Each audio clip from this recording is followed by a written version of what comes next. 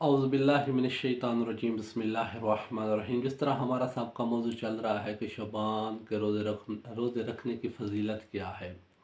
तो हर शख्स की यही ख्वाहिश होती है कि जो इंसान इस दुनिया में काम करे उसका अजर इंसान को आखिरत में मिले। तो कोई ऐसा अमल जो इंसान इस दुनिया के ऊपर करे और फिर इस दुनिया से चला जाए और फिर उसके लिए फिर वो अमल जारी रहे और फिर उसको वो क़यामत वाले दिन भी उसको फ़ायदा मिले और उसको कब्र में भी उसका फ़ायदा मिले।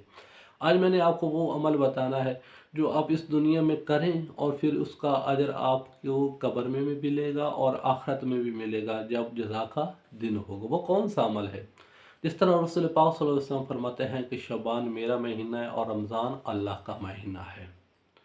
तो जो शबान है इसमें वो कौन सा अमल है जो इंसान कर ले तो फिर इंसान को इस दुनिया में जब रहता है उस वक्त भी उसको फ़ायदा मिलता रहता है, जब फिर वो इस दुनिया से चला जाता है कब्र में चला जाता है तो कब्र में भी उसको अजाब से बच जाता है। फिर जब वो उसका इम्तिहान का जब उसको वो नामा अमाल वाली किताब मिलती है उस वक्त भी उसको फ़ायदा मिलेगा और फिर वो इंसान जन्नत में चलेगा। वो कौन सा ऐसा अमल है जिसकी वजह से इंसान दुनिया में भी कामयाब हो जाता है और आखिरत में भी कामयाब हो जाता है? रसूल पाक सल्लल्लाहु अलैहि वसल्लम इरशाद फरमाते हैं कि जो शख्स शबान के 14 रोज़े रखता है, जो इंसान शबान के 14 रोज़े रखता है, अल्लाह उसके लिए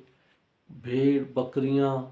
इंसान, हत्ता कि जो समंदर में भी चीज़ें हैं, जानवरों में शेर, सबको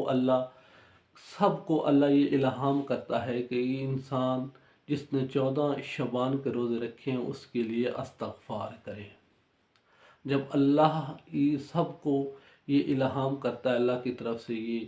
फरमान जारी हो जाता है, उन सबको ये इल्हाम हो जाता है, तो फिर वो जब इस्तग़फ़ार करते हैं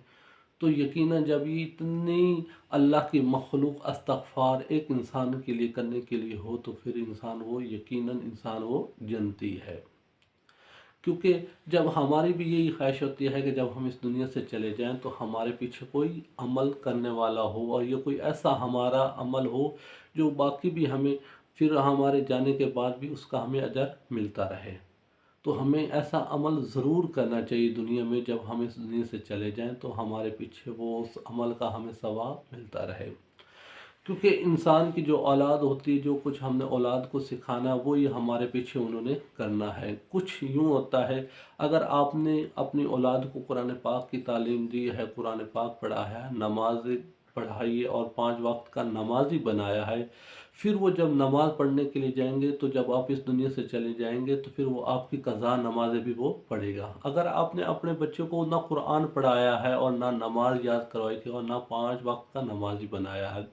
तो फिर आपकी ऐसा कैसे आपने सोच लिया कि फिर वो मेरे पीछे कुरान पाक भी तिलावत करेगा और फिर वो मुझे फ़ायदा उसका मिलेगा, सवाब मिलेगा, या वो नमाज़ पढ़ेगा तो फिर वो मेरी जो क़ज़ाए नमाज़ें होंगी फिर वो भी वो अदा करेगा। जब उसको आपने खुद पढ़ाया ही नहीं है,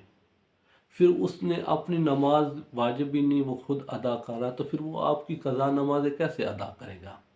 जब उसकी नमाज ही नहीं ठीक, उसको आती ही नहीं है, तो फिर तेरे जाने के बाद वो कैसे नमाज को याद कर लेगा? फिर तो वो बड़ा हो जाएगा, उसको तो शर्म आती है। क्योंकि जो शिया होता है वो शर्मिला होता है, वो कुछ सीखता नहीं है। अगर कोई गलती हो तो इंसान को सीखना चाहिए।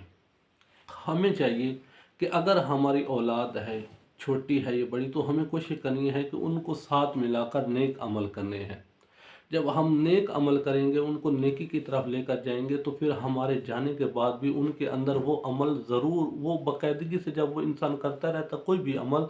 तो फिर वो जब कोई साथ वाला ना भी हो तो फिर वो उसकी वो एक जैसे समझ ले आदत बन जाती है, या उसके अंदर वो एक शौक़ पैदा होता है कि जब मेरा वालिद था या मेरा भाई था तो हम नमाज़ पढ़ने मिल कर जाते थे, तो अब वो नहीं, तो मुझे तो जाना नमाज़ पढ़ने के लिए, या हम कुरान घर में पढ़ते थे, या हम मजलिस यानी सुनने के लिए जाते थे। तो ये एक अमल है, हम इस दुनिया में अगर करेंगे, हम अपने बच्चों को दिखाएंगे तो फिर हमारे बच्चे वो अमल देखेंगे, तो फिर हमारे जाने के बाद फिर भी वो बच्चे अमल वो करते रहेंगे। जब वो अमल ये करेंगे तो हमें फिर फ़ायदा मिलेगा।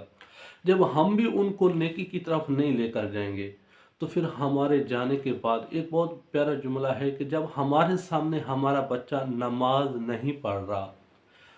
यानी हमारे होते हुए घर में हमारा नौजवान बच्चा नमाज अदा नहीं कर रहा, कुरान पाक नहीं पढ़ रहा,